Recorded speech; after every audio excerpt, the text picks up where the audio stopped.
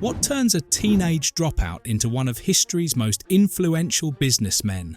How does a farm boy who couldn't stand manual labor end up revolutionizing the very nature of work itself? And what drives a self-made billionaire to build a failed utopia in the Amazon rainforest?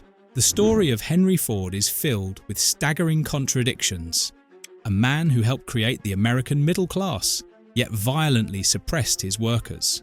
A genius who transformed the modern world, yet held beliefs that would help fuel one of history's darkest chapters. This is the tale of innovation and obsession, of brilliance and prejudice, of the American dream and its shadow.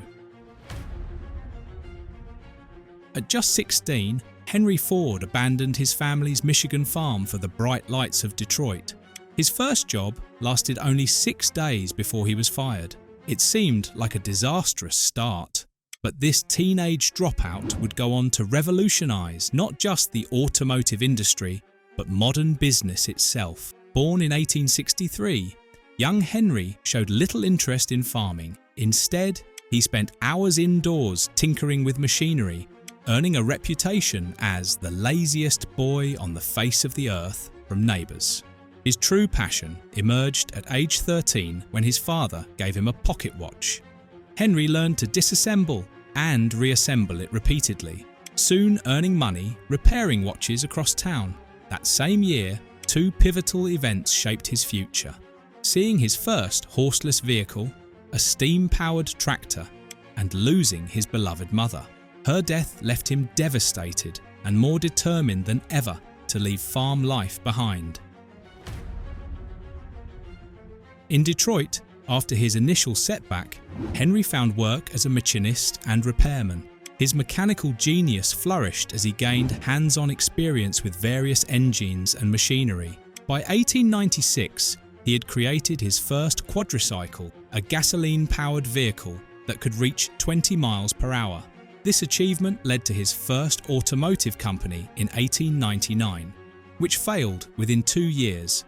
Undeterred, Ford tried again. His second company also failed, but his participation in automobile racing brought him fame and new investors. In 1903, he founded the Ford Motor Company, his third and final attempt at building an automotive empire. The breakthrough came when Ford visited a Chicago slaughterhouse. Observing how carcasses moved along a conveyor belt while workers performed specific tasks, he had an epiphany. Ford adapted this concept to create the modern assembly line, revolutionizing manufacturing. Production time for a single car dropped from 2.5 days to just 90 minutes. This innovation enabled Ford to introduce the Model T in 1908, a car for the masses. Standardized, affordable, and reliable, the Model T transformed American society. Over 15 million were sold, and at one point, half the cars in America were Model TS, but success brought new challenges.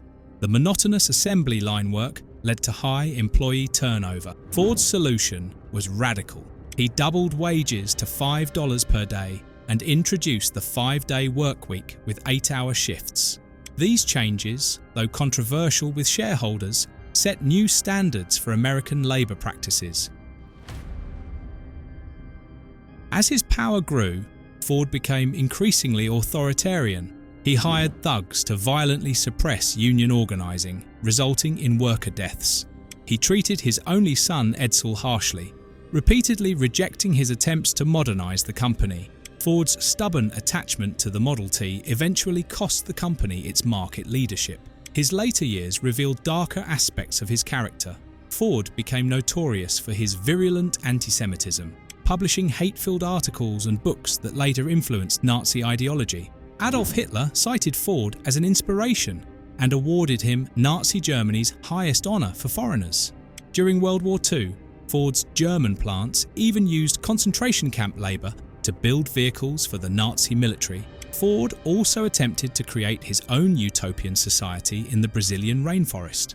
Fordlandia was meant to secure rubber supplies for his cars while creating an idealized American community in the jungle. The project proved a costly failure, undone by disease, worker revolts, and environmental challenges. When Ford died in 1947 at age 83, he left behind a transformed world. His assembly line techniques had revolutionized manufacturing, his labor policies had helped create the modern middle class, and his affordable cars had changed how Americans lived and worked. Yet his anti-Semitism, authoritarianism, and treatment of workers also left a troubling legacy that the company still grapples with today. The Ford Motor Company continues as one of the world's largest automakers, recently pivoting toward electric vehicles with massive government support. While Henry Ford's personal legacy remains controversial, his impact on business, manufacturing, and American society is undeniable. He showed how innovation and vision could transform society, though his story also demonstrates how genius and prejudice can exist in the same person, leaving a complex legacy that continues to resonate today. How does a single man's vision change the world, for better and worse? The story of Henry Ford shows us that the line between visionary and villain isn't always clear, and that the price of progress isn't always measured in dollars and cents.